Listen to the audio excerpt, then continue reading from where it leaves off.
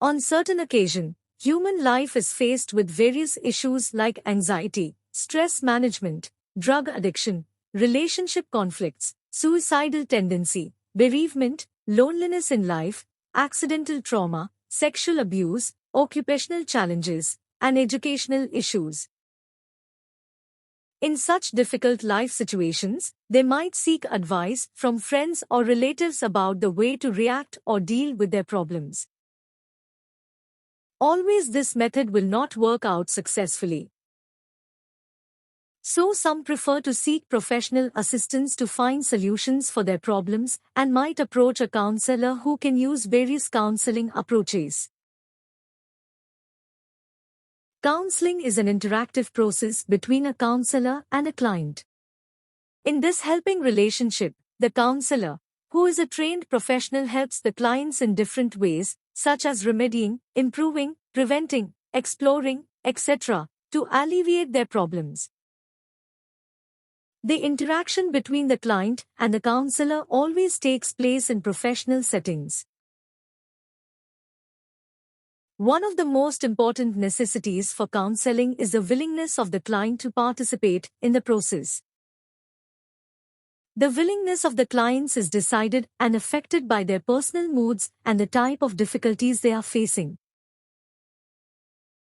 Ignorance about counseling is one of the factors preventing the client to go for counseling. Some people believe that counseling is simply obtaining advice from the counselor about their psychological concerns, and they don't need any person's help or advice in sorting out their issues. Some may refuse to accept any change in their way of thinking or behavior. Sometimes people need to be persuaded to seek counseling. Lack of time is another factor. Unawareness about the availability of professional assistance might be another reason. Social stigma is one of the reasons, believing that counseling is not accepted in society. Some people have the wrong perception that people going for counseling might have serious mental health issues. The target of the counselor should be empowering the clients to resolve their issues. The counselor should have qualities like empathy, listening, patience, trustworthiness, non-judgmental, and unconditional acceptance of the client. Confidentiality is an essential requirement in counseling. The counselor should not disclose any matter to a third person that the client had shared during the counseling. The counseling should take place in a peaceful situation in which the client is comfortable. There should prevail adequate privacy for the clients to disclose their problems. The entire process will be organized in order by the counselor.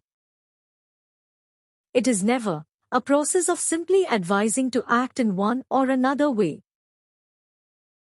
The counselor must not persuade the client to act as per the counselor's attitudes or beliefs.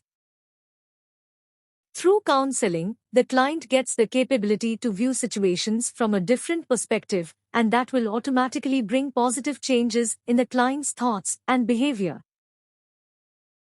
It reflects in lifespan development like taking decisions, handling stressful life situations, coping with a physical disability, and managing relationship conflicts, etc. Counseling works successfully on different ages starting from childhood to old age people.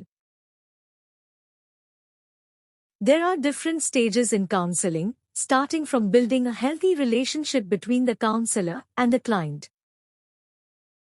Then the counselor has to focus on the client's needs.